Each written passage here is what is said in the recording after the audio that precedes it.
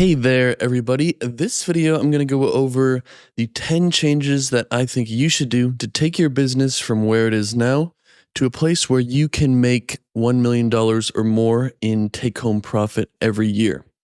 So I'm just going to go through these 10 things on my screen. There's not going to be anything fancy in terms of editing or scripting or visual effects. It's going to be very classroom-style content, so hopefully you can stick through it, take some notes, and implement what you learn. So I always start my videos with this, which is the 1000x leads marketing funnel. So this is a great funnel that you can implement yourself to get as many leads as you possibly can for any B2B business, whether that's an agency, something like an accounting firm or an insurance brokerage or anything like that. And I start my videos with this because most of the context of my videos are in service of building this. So it's very important to give you that kind of context. So as you can see here, I have a bunch of different things on the screen, different cards to go over, and I'm going to go through them one at a time, and there's always going to be some sort of learning from it is what I'm meant to be doing here. So this video is going to show you what I believe to be the 10 most important habits and lifestyle changes you need to make $1 million per year. And there are some requirements of this. The first is that you need to own a business. This is not going to cover the employee route, if that's what you want to call it, to $1 million. The second is that you have to be willing to work, and more importantly than work, improve. And if not, this video is not going to work. And the third is you're going to have to already have basic skills like writing, sales, delivering a service, that kind of stuff. It's not going to teach you how to do any of that. I don't think you can make $1 million a year if you have no skills. So these requirements are just kind of important context that we need to go over. I'm going to go over a variety of different points like I showed you.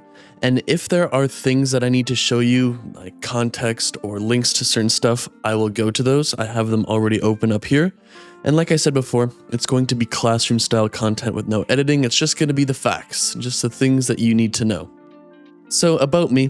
If you've never watched one of my videos before, my name is Matthew Larson, and I work with 550 clients per month, mostly agencies and B2B business owners, and I help them build out their lead generation system, so this funnel.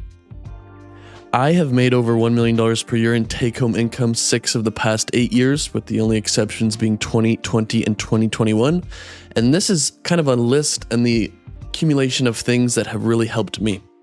So you can judge for yourself which you think are good and which you think are bad. I'm not really going to try to convince anyone to do anything in this video.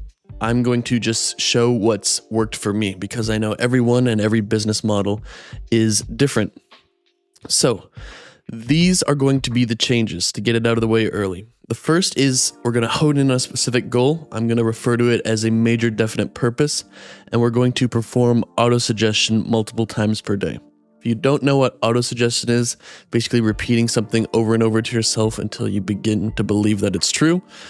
I think auto-suggestion is more of a strategic and focused version of just affirmations, but they are very similar. The next is going to be waking up between 5 and 6 a.m. The third one is going to be implementing a health protocol to ensure that we don't get sick and we're all full of energy and full of vitality and full of life. The fourth is using the rule of 3, which I'll explain, to identify your highest leverage tasks and then delegating or deleting the rest and only focusing on those 3. The fifth is to create a 3-hour work stack of your most important tasks that you do first thing in the morning before anything else. So you wake up, leap out of bed, run to your computer and start doing these 3 timed hours. The sixth is kind of connected to the 5, but it's working for at least 5 timed hours per day with a form for accountability. 7 is designing a great offer that can be delivered at $250 per hour or more in terms of an effective hourly rate. So if you're delivering something for $5,000 a month, it's got to take you 20 hours or less, including your team. The 8th is setting up your metrics to see what your LTV to CAC ratio is and trying to get it to 30-to-1 or higher. The 9th is creating video and written content, and the 10th is running ads, doing outreach, and forming partnerships. So these are the things that I've really focused on in, what would that be, since 2016 to now 2024, that have allowed me to get a good income. $1 million per year in income is better than almost everyone else on the planet. Certainly nothing compared to like the top hedge fund managers or something, but you know, that's what they say. Comparison is the thief of joy. So let's get right into it. And I kind of want to have this disclaimer before going into it. The only way for this to work is by selling products that are needed or useful. So if you don't have one of these, you don't have any products, you don't have any service, the rest of this video is pointless because at the end of the day, you make money by selling a product or service. It's the only way. These changes and habits are just things that will help you sell more products and services. And this is an important piece of context, as I don't believe your success financially, business-wise, doesn't depend on your age or IQ or anything like that so much, but who can find the best product or service with the highest margins and sell the most of it. And I believe this because some of the dumbest people that I know are the most successful financially due to this fact. And that it is what it is. They've found a product that people want. They've figured out some way to get it to the market, and they just keep selling more and more and more of it. That's just how life works. That's how business works. We don't need to get mad at it. We just need to focus on finding the best product or service and selling it over and over and over again. It's just one of those things that if you just have the best product or best service and it has good unit economics, like you can just make so much money. And it's kind of frustrating to see, if you let it get to you, people that you don't think as smart as you making that much money, but getting mad shows a lack of understanding of how this stuff works, in my opinion. So let's get into it. The first thing is that specific goal, that major definite purpose. Some people call it a definite chief aim. Some people call it their one big thing. It goes by many names. And the first thing we need to do is make this specific goal of making $1 million per year, determining the math, and then coming up with a plan to achieve it. So in the book, Think and Grow Rich, which in my estimation is one of the best business books of all time, it's right here on the screen. The author Napoleon Hill goes through what is called your major definite purpose. He calls it a definite chief aim as well in some of his books. But the steps involved are a clear goal. So define exactly what you want to achieve. Be specific, like measurable outcomes, dollar amount in this case, include a time-bound deadline. So an example I put here is, I will earn $1 million by December 31st, 2026 through my digital marketing agency. That's kind of a little bit of a plan. That's a clear goal, all of that kind of stuff. The next thing is what you'll give in exchange for that goal, because there is nothing in life as something for nothing, unless you like get lucky on a crypto pump or something, but that's not exactly a reliable way to get rich. So I will dedicate 60 hours weekly to mastering marketing, building relationships, and improving my team's skills. That's a mini example that I put there. It's not necessarily very complete. If you were doing this, you'd probably have a much more fleshed out plan than that, hopefully. The deadline is something that usually going to be a date that lets your mind focus. If I wanted to make $1 million by the year 2096, that would be a lot different in terms of actionable steps than trying to make $1 million by the year 2026. And it's just a very important step, in my opinion. The next is the plan. So create a specific roadmap, actionable steps to achieve your goal, and then break that down into smaller milestones to track progress. A lot of people just say, I want to make $1 million per year, and it seems daunting to them. But if you break it down and say, okay, I need to make $83,000 a month. Okay, I charge $4,000 a month for client. Okay, I need 21 clients. Okay, to get one client, I need to send 3,000 cold emails. Okay, I need to send, what would that be, 30 or 63,000 cold emails per month, maybe. If I mess that math up, you can forgive me. And then we want to do this and turn it into a written statement in a clear, positive, present tense language, as if we have already achieved it. One of the best quotes from Napoleon Hill is, whatever the mind can conceive and believe, the mind can achieve. And that is kind of this written statement here. This programs your subconscious mind for belief and action. So I am earning $1,000 annually by December, or $1 million annually by December 31st, 2026 through my digital marketing agency. I achieve this by providing exceptional service, dedicating 60 hours per week, and continuously improving my skills. And I would print this out or write it out and read it twice daily to reinforce my commitment to this. And you'd probably make a better major definite purpose here. And one of the things that I found online as I was doing this is Bruce Lee's definite chief aim. So Bruce Lee is, if you don't know who he is a martial arts movie star, that kind of stuff back in the day. So I, Bruce Lee, will be the first highest paid Oriental superstar in the United States. In return, I will give the most exciting performances and render the best of quality in the capacity of an actor. Starting 1970, I will achieve world fame, and from then onwards till the end of 1980, I will have in my possession $10 million. I will live the way I please and achieve inner harmony and happiness. Signed, Bruce Lee, January 1969. And I would say he did that. So he achieved that goal here. It's just one thing that don't let yourself get psyoped or, poo-poo on affirmations. They're one of the most important things. And we take the affirmations, which are kind of like, can be a little bit cringy, can be a little bit meaningless, and taking those and turning them into autosuggestion instead, which is essentially the same thing, but with a clear goal, a clear plan, and a deadline to achieve it. I think those are the two main differences between them. The second thing that really helped me is waking up between 5 and 6 a.m. Usually at 5 a.m., but if I got to bed a little late, 6 a.m. And I believe this is so important because there's something very spiritually and mentally powerful, in my opinion, about knowing that you are up and working when others are sleeping. You begin to believe that you're better than them, which is unironically a large requirement of becoming successful. You believe that you deserve to achieve more, and then you actually start to achieve more. This time before everybody wakes up, 5 to 6 a.m. is also some of the only time that you can work without any interruptions, whether that's from clients, your family, whatever, emails. And in my view, this is far superior to being a night owl, which you can get some uninterrupted time from like midnight to 3 a.m. if you want to. But waking up early is better in my view, as it follows a natural circadian rhythm, natural business hours, and you're up working on the most important tasks when you're fresh and rested instead of having to do your most important work after a long day. I tried to be a night owl in the past, and it's almost, for me at least, like you're in a constant state of anxiety as you go throughout your traditional workday, knowing that, okay, I got to do all these meetings and all this client work, and then I actually have to do this work that matters. And for me at least, a constant state of anxiety and worry that never ends well.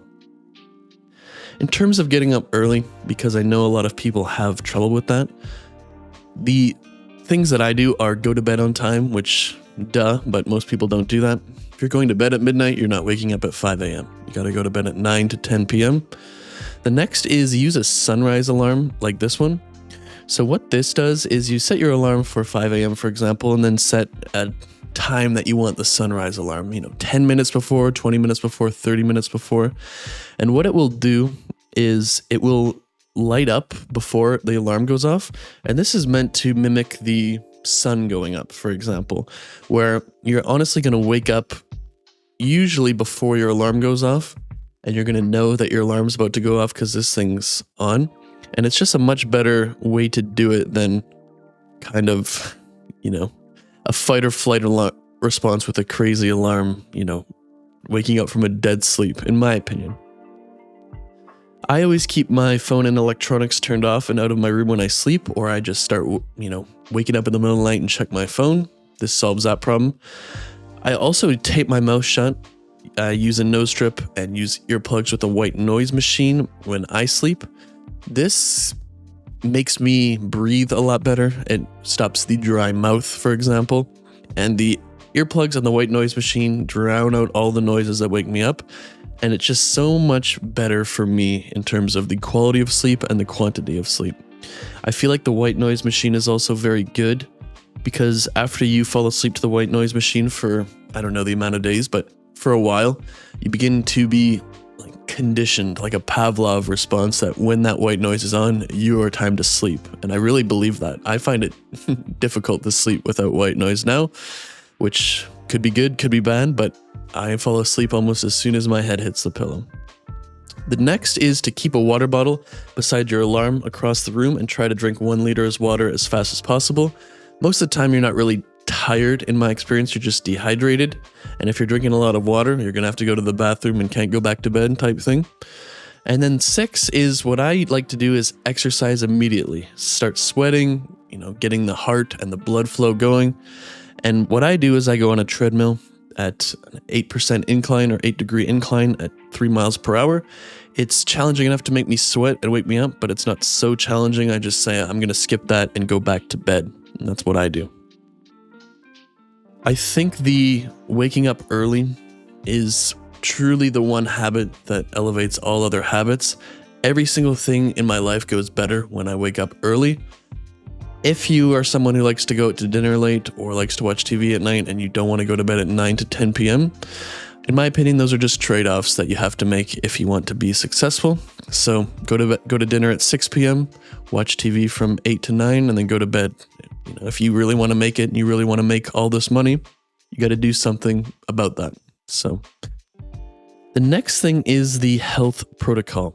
And I really like doing this because without one and working so much, I tended to get sick or have a low amount of energy or both. And that all changed when I followed this. I take a huge supplement and vitamin stack. I do 15 minutes of stretching when I wake up using the Bend app, although the app is kind of irrelevant. Just download a stretching routine, but I like the Bend app. I go into the sauna or hot yoga multiple times per week. I'm training Muay Thai multiple times per week. I'm lifting weights and running multiple times per week.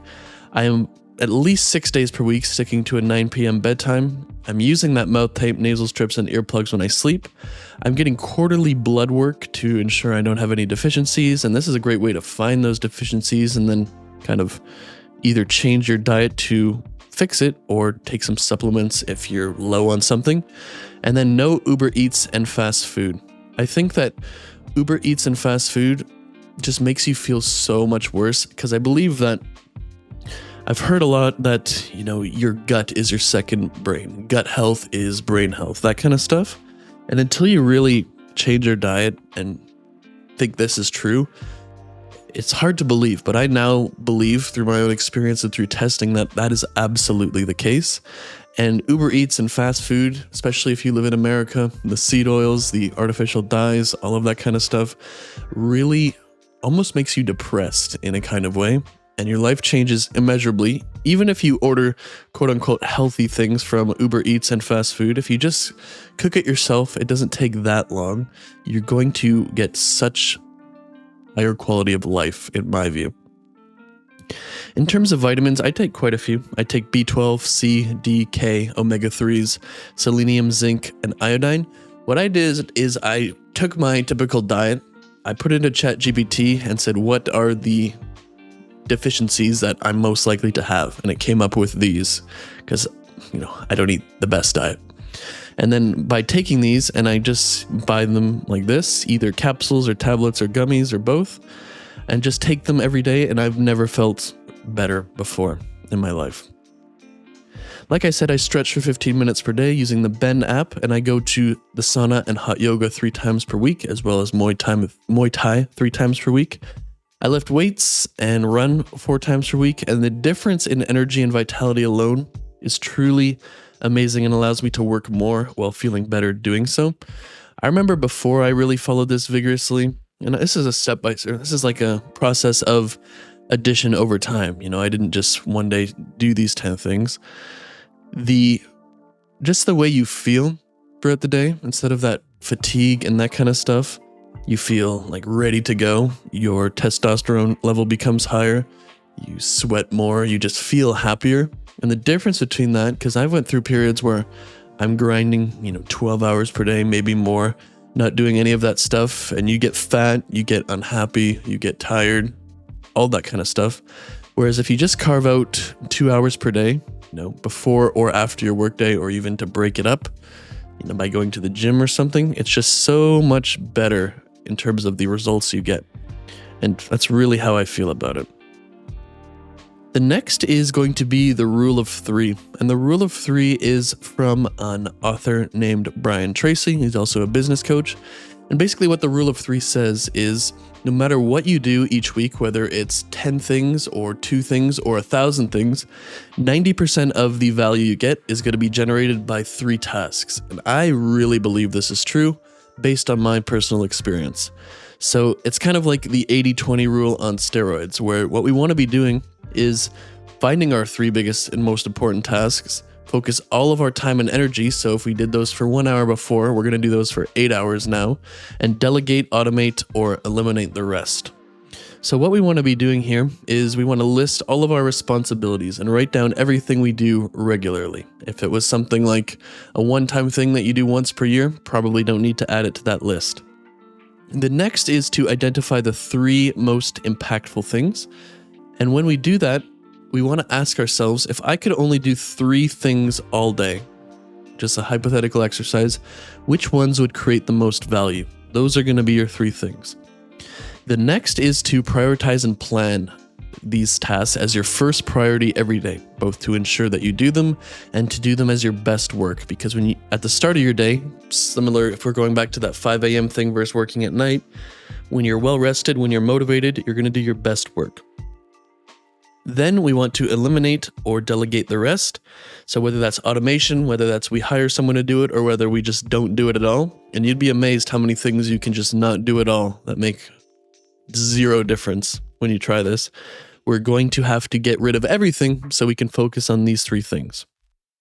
So for an example, when I was doing this, right now in my life, my 3 things are making YouTube videos, writing the book I'm writing, and improving my products and programs, which I sell, 1000x leads and 10K per month. Those are the only 3 things that I can be doing that get 90% of the results, and I've really tested this kind of thoroughly. Back when I had my marketing agency previously, my 3 things were making better ad creatives, making content, YouTube and newsletters specifically, and then training employees. There's no way I'm going to be able to make 200 landing pages per month solo like I'm doing, and there's no way I'm going to really be delegating, making content, and the ads are just kind of my expertise, and I knew what I was doing more so than hiring any agency or anything like that. I need to do those 3 things. So I had a $7,000 per day ad funnel, which I'll go over later in this video. I just made YouTube videos and newsletters to kind of convert leads who came in from the ads to clients. And then I had to do a lot of employee training because I had over 75 employees, part-time, full-time, United States based, overseas. And they were the ones who did a lot of the work. So training managers, training employees individually, making SOPs, making employee trainings, that is the kind of stuff that I had to be doing. And no matter what business you are in, you are going to have these 3 things, and probably one of the most important things that you can do is find those. So, the 3-hour stack is kind of related to the next one, where something that has really helped me is the concept of waking up, doing the 15 to 30 minute morning routine, the stretching, making the bed, taking the vitamins, brushing the teeth, all that kind of stuff, but then running to the computer and doing 3 hours of timed work before anything else. So when I do this properly, I finish these 3 hours and my rule of 3 tasks by 8:30 a.m. Not only does that ensure that I get them done every day, as they're literally the first things I do and I don't stop until they're completed, but I have found that it makes the entire day so much more relaxed knowing that I already did these 3 things. And after my 3-hour stack is done, I will go break up the day, kind of go to the gym, lift some weights, or go for a run. And then I'll go down to the cafe where I live and get some coffee and some breakfast/lunch as a mini reward. And that kind of reinforces it because I really enjoy going to the cafe, looking at the beach, sitting in the sun and getting that. I like cappuccinos personally. And it's almost like a dopamine habit loop feedback reinforcement there. The 3 things in my rule of 3 are responsible for nearly 100% of my income right now, and they cannot be skipped like that, even 1 day per week. I do these 3 things 7 days per week, these 3 hours, but on the weekends, I will stop working after these 3 hours are done, whether in the week, I'll work for 8 to 12 hours per day on them. It's just one of those things that I believe that you should be doing this 3-hour stack 7 days per week, both to the habit, the momentum, the compound effect of improving and doing it over and over. And I think that based on my experience, the difference between doing it in 5 versus 7 days per week is almost like you get twice as much done in 7 days per week. And for me, I have a bad character trait or habit or whatever you want to call it of I can really string together days and tasks and stuff really well. But the second I kind of break is the second everything goes to shit for me. So for example, if I'm not doing that Uber Eats thing or not ordering fast food, and I've done that for 6 months straight, the second I actually get fast food, I'll just eat it like 5 times in a row after. I've never been able to break that bad habit of mine, bad character trait, or whatever you want to call it. So it's kind of similar here, but the inverse. Or you could view it as the same thing. I could string together 3 hours of this work for 6 months straight, but the second I take a weekend off, it kind of resets it for me. And you could say to me that you just got to get over that, and I agree, but I've been in business for 12 years and haven't gotten over it, so it is what it is for me. The next thing is 5 timed hours of work per day, and the 3 hours are included in this 5 hours, but I like to do another 2. I would argue that the best productivity hack that I've ever come across is the concept of working with a timer and a form, Google form. I would argue that this is something like natural Adderall, and it is truly profound how well this works, and it is completely free and comes with the bonus of not putting body and mind-altering chemicals or drugs into yourself. Amazing. So basically what you want to do is deep work in 60-minute cycles. So we're going to get a timer, something like this one, but just any timer is going to work. I have mine right here as proof of concept, and I prefer to do it with a physical timer instead of timing it on your phone or computer, as if it's on your phone or computer, you're just more likely to get distracted, in my opinion. And I like to work with my phone outside of my office when I'm doing these timers. So what we want to do is the 60 minutes. So we set it for 60 minutes. I don't know how well you can see this, but there we go. 60 minutes, 30 seconds. We will turn it on and we will train ourselves to literally keep working and not stop until those 60 minutes are up. And then we will go to Google Sheets, for example, or Google Forms, for example, rather. And we will have, what date is it today? So it is December 9th, and this is hour 2. I filmed my YouTube video to earn 1 million per month by December 31st, 2026. That's my goal. So that's basically what I do. And I would submit that, and I have it set up where my mother, my business partner, some of my friends, my girlfriend all receive that notification and kind of prove to them and myself that it's working, some extra accountability. And you do this for at least 5 60-minute cycle per day, including that 3 hours that you do right at the start. This is one of the best things that I've ever come across. I know a lot of people talk about it now, but I've been doing that for about, I would say 9 years at this point. And I'm not the one who created it. It's just a timer, like that kind of stuff. But my first mentor was really big on this, but he would write it down in a book. So it was kind of crazy how much he did. I was at his house one time and he had this big bookshelf, multiple bookshelves, but this one, and it all had a bunch of black books that are pretty much the same. And this is when we were working and I was kind of complaining about the timer and saying, is that really necessary? And then he told me go pick out one of those books, and I did. And then I picked up one of the books and he opened it up, or he told me to open up rather, and it was what he was doing hour by hour, and I think it was either in 1989 or 1999. I can't remember for sure, but regardless, he's been doing that for 25 to 35 years, writing down this kind of stuff every single day. So never really questioned it again at that point. And I think it's very fun if you do it like that to kind of go back and review what you've been doing over time. Think of it. He's been doing that for 25 to 35 years or more, depending on when he started. Imagine being able to, when you're 60 years old, go back to where you are today and see exactly what you were doing. It's kind of interesting, in my opinion, and it keeps you on the right track. The next thing is to think about creating offers and services completely differently. And I now think of them as kind of back to front, and meaning I start at the end result that I need to happen, which is to be able to deliver my service at $250 per more instead of in terms of an effective hourly rate. And then I go back and decide what I can provide that fits that criteria and what would need to happen for the operations. So that means if I am selling something for $5,000 per month, I need it to take myself and my employees 20 hours or less for it to be a $250 effective hourly rate. The reason for this is that after you take customer acquisition costs out, labor out, finance out, legal out, taxes out, and software out, you kind of don't have a lot of money left if you're only charging $100 per hour or $50 per hour or even $150 per hour. So there's not much money left if you're doing under $250 per hour, and there's certainly not any money to scale. And this is one of the biggest changes that I made that led to great results. And the easiest way that I think this can be achieved is simply to raise the prices. I think that I first learned about this, or someone first told me this through a YouTube video years ago, and I didn't really understand it at the time, but just kind of, I thought about this one day and said, okay, that actually makes sense, like out of the blue, almost like the universe was trying to tell it to me, and it made a tremendous difference to me ever since. In terms of the raising prices, let's say you found out you are selling something for $2,500 per month that takes you 20 hours, which is $125 per hour. That doesn't fit the criteria, and we need to raise it to $5,000.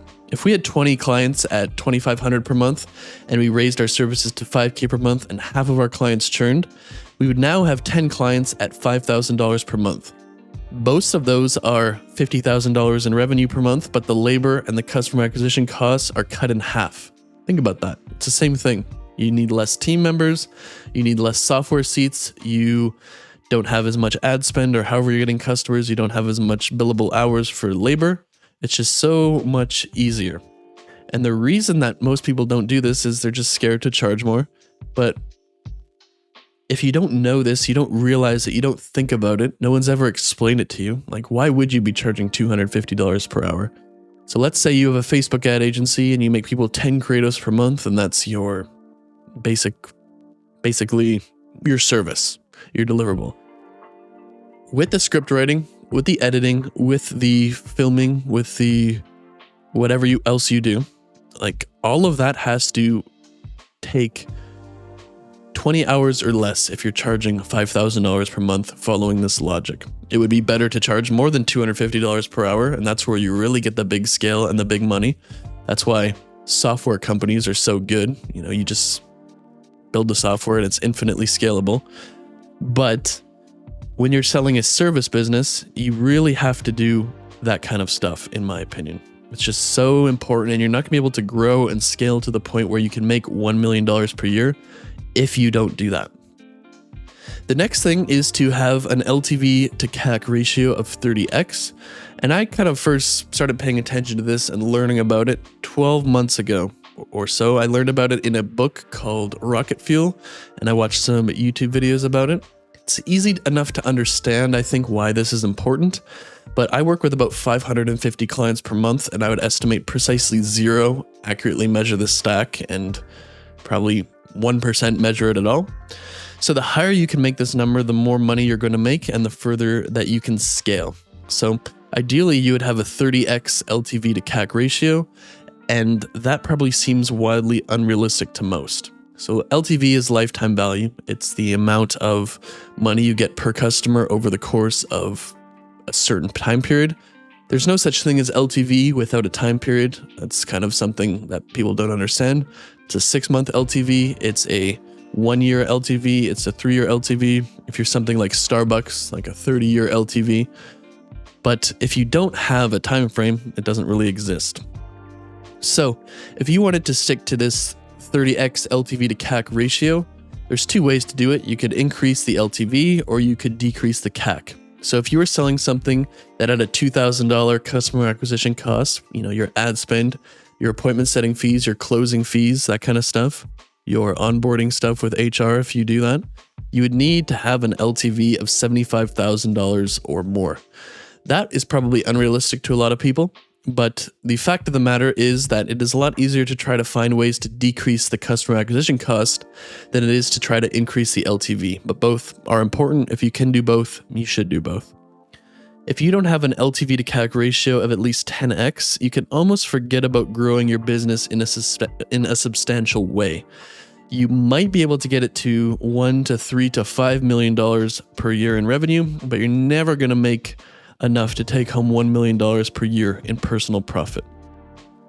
An example of how I did this at an agency that I used to have before I exited, I sold landing pages and CRO services to e-commerce stores.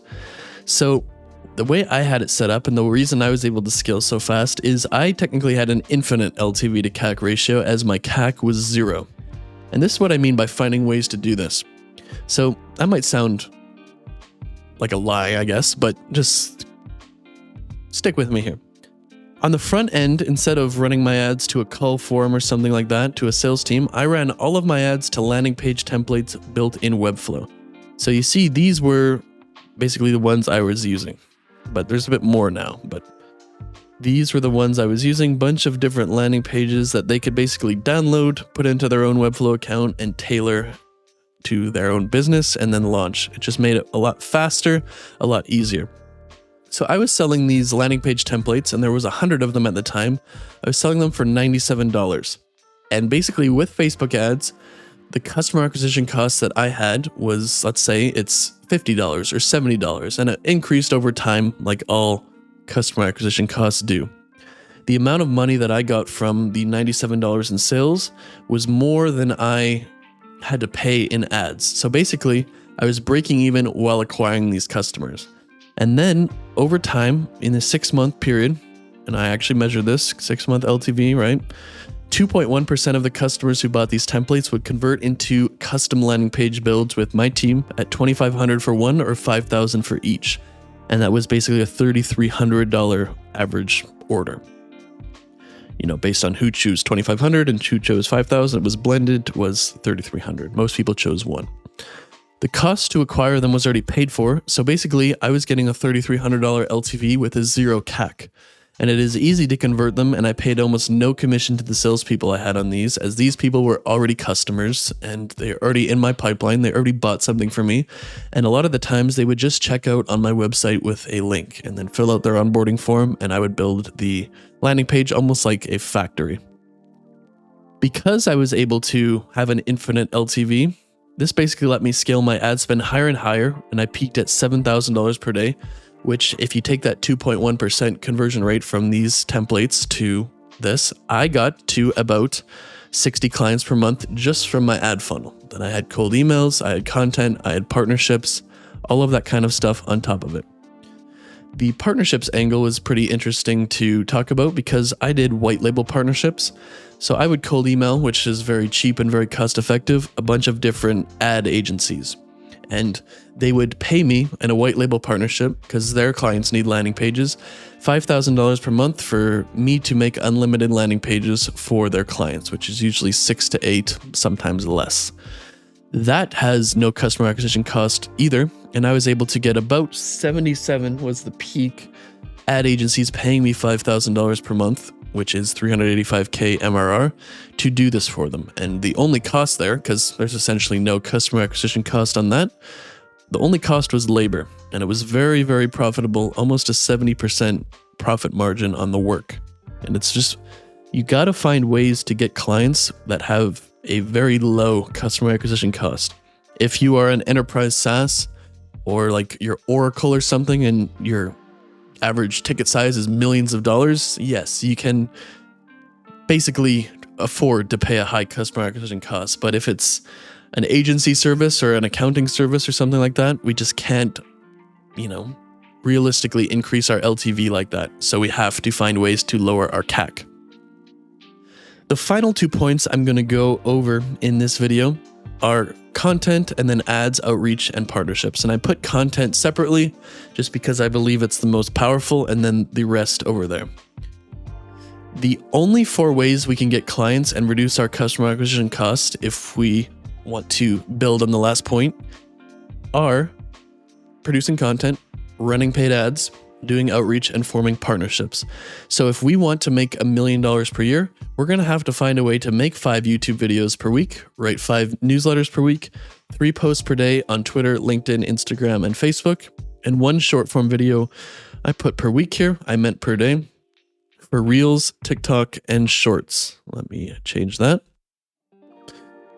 If you have to rearrange your entire life to do this, so be it. If we want to make $1 million per year, we're going to need sales, and these are the only ways we can get sales. We want to do this all the time. We want to make every single one better than the last, and we want to keep piling on and on and on until we achieve just insane amounts of lead flow. The final one is the ads, the outreach, and the partnerships. And to give you a list of deliverables, 3 new ad creatives per week. We don't need any more because we probably don't have the budget to test like that. 1 new landing page per week, or 1 new split test or variation to try to make our ads more effective. 1,500 plus cold emails sent per day to potential clients. 500 plus cold emails sent per day to potential partners. 60 minutes per day of manual prospecting. Either hire a publicist or do it on your own to try to get you on podcasts and YouTube channels to grow your audience, and then hire an agency to try to get you to speak at events. These are the 10 changes that I made to basically get all of that income over the past 6 to 8 years, and I think it's something that anybody can do. Like I said before, if you don't have a business and you're not currently selling something, this is not going to work for you. These are just 10 changes to help you get more work done, get more sales, and ultimately increase your income. So if you like this video, comment, like, and subscribe, and I will see you in the next one.